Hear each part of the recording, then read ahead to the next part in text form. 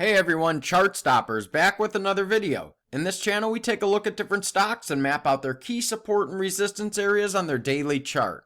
It's important to know these areas before you buy any stock, and it's also important to know what kind of a trend a stock is in before you buy into it. Support and resistance is one of the most important things you should know about a stock before you either buy or sell. And also, if you're doing any day trading, swing trading, or options trading, you're definitely going to want to get familiar with this channel and support and resistance areas. Now, just to let you know, I'm not a financial expert. These videos are for educational purposes only, but I am here to point out key factors on the charts which do impact the price action of a stock.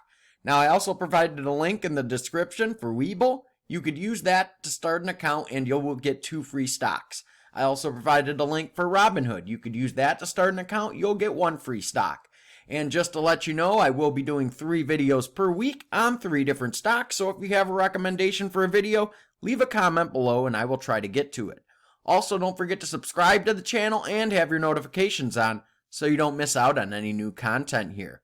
Okay, so let's get into the market today. Today is October 29th, 2021. It is Friday. You could see here we are having a green day in the market today to finish out the week. The S&P is up 0.10%. The Dow is up 0.41%, and the NASDAQ is having a big day, up over 1% at 1.06%. So hopefully everyone's having a good day today to finish off the week, and hope everyone has a good weekend and a good next week. So let's get into the stock I want to take a look at today. Today I'm going to be going over Xpeng. I've never covered this stock's chart before, so this will be the first time covering it. So currently at the time of this recording, Xpeng is trading at $46.03. It is down 21 cents today, which is the equivalent of about 0.45%. On the week, this stock is up 2.75%. In the past month, this stock has been on a big run, up 29.61%. In the past 3 months, the stock is up 18.22%. And in the past year, this stock is up 139.76%. So you could see from this chart here, this stock has had a lot of ups and downs. It's been basically like a roller coaster ride. If you got in before November of last year, when it was trading around $17.11, you could see that was the low right around here before it was listed. And it was trading below $23 here, okay? And then you had a huge run up in price. You could see it was under $23, and then all of a sudden, the stock just came out of nowhere, and it just went straight up. So starting from November here, you could see the stock went from under $23 to an all-time high of $74.49. And it hit that on November 24th of 2020. So within a month, this stock went from, under $23 to over $74 within a month. So you could see it just went straight up. No consolidation on the way up.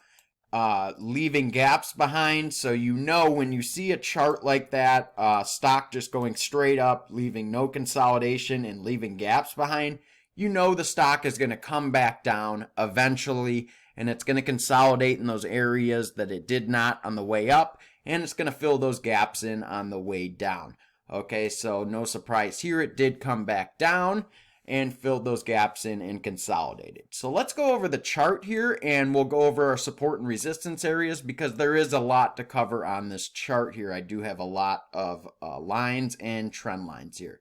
So let's just start at the top here. You see I have a line around $72.18 it looks like. Let's see what the close of this daily candle here is, this big green one, and that is going to be $72.17.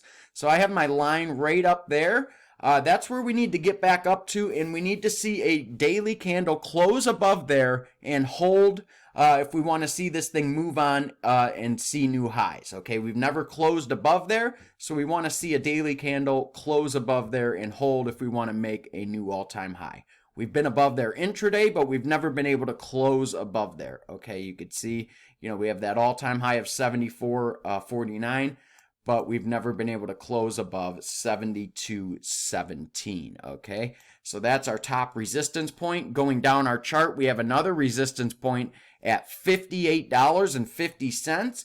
You could see after the initial drop off that all-time high, we had a bounce and we tried to come back up towards that all-time high, but we got rejected off of that $58.50 level here. Okay, so that's going to be a price point to watch coming up here in the future. So we'll keep that in mind. That's where I have my resistance point on my chart. Now going down, I have another resistance point at $49 here, and this is a big resistance point. You could see we have a lot of rejection points off of this line here. We have one on the way up to that all-time high right in this area. This was in November of last year. We have another point right here where we got rejected off of this resistance point. This was in December of last year. And, we had a little bit of consolidation around this area here. We had a rejection point here, which was in February of earlier this year. And we had another rejection point in this area of the line earlier this year, which was in July. And now we just recently tested this area again, earlier this week, which was, this was October 25th and 26th, and we got rejected again. So this was just a couple days ago where we tested that $49 level, and we did not pass that level again. So that's going to be in the next coming days here, next week. It looks like we're still uptrending here. So we're going to need to break through that resistance point. Otherwise, it's going to be another failed test of that resistance point at $49. All right, so that's going to be big next week to see if we could break through that $49 resistance. Okay, so now going down our chart, we have support at $34 here. You could see we found support coming off of that all-time high. And we initially did not find support coming down there. We broke through that support, came all the way down to our $23.75 support line. This was during the correction we had earlier this year in the NASDAQ. That was during the correction in February through May, where all of the NASDAQ stocks, the SPACs, the EV stocks, all of the growth stocks in the NASDAQ basically just got hammered, and they came off of their all-time highs, 20, 30, some even 50%. And, a lot of these stocks looked like this with the all-time high and then a huge drop like that. So we found support at $23.75. We had a couple big bounces here. You had one big bounce here and then another big bounce here. This is a very weird chart here because you did not have any consolidation along this $23.75 support line. So this is a kind of an odd chart here. Okay, so you had a big bounce off of this support here, came all the way up to test that $49 resistance here, and then we broke through that, that $34 resistance level on the way up, and then we had a little bit of consolidation above that $34 mark. Now after we got above that $34 mark, this is when we got into the descending triangle formation, and that's why I have this red trend line here. And this is where the stock was kind of in consolidation mode since around June here. You could see the tight candles forming here, and it was not really making any moves. It was kind of stuck between 34 and 49 here, and it was not really making any big movement, just consolidating, and it was kind of making lower highs and lower lows. And the trend line kind of shows you that as it was kind of diving into that $34 area of support. Now, the stock did have to make a decision at that point where it was going to dive into that support and intersect with that trend line around December of this year. So it did make its decision. It broke out early, and that was around the 15th of October, and you could see it's been on a nice uptrend ever since. And we'll zoom in here for you. You could see it's been following my green trend line here. We went up to that $49 level, got rejected off of there, and now we are consolidating again. And we should see another test of that $49 level. My guess is next week. You could see right here, it's making higher highs and higher lows on this trend upwards. So we'll take a look at the 1 hour chart just to get a closer look at this uptrend. And let me just move my trend line here just to give you a nice look at this trend line, as it looks like a staircase upwards to that $49 level. So we're going to be looking next week, as you can see the nice consolidation along this trend line. Hopefully next week we'll see this thing make its way upwards and bust through this $49 level here, okay? Going back to the daily chart. And if it does break through that $49 level, we'll be looking towards this $58.50 level next. Now let's put the moving averages on our chart just to see what's been going on with those. And as you can see from our moving averages, we are above our 200-day here in the yellow.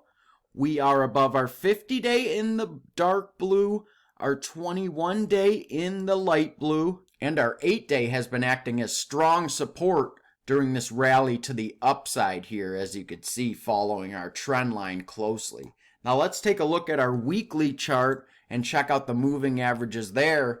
And as you can see on our weekly chart, we're above all of them, and that is a very good sign to show us that this stock has some very strong support here above all moving averages on our weekly chart. You could see that 8-period moving average on the weekly chart was acting as resistance for a while here in the white before the stock broke out and got above that, and now it's been on a tear ever since.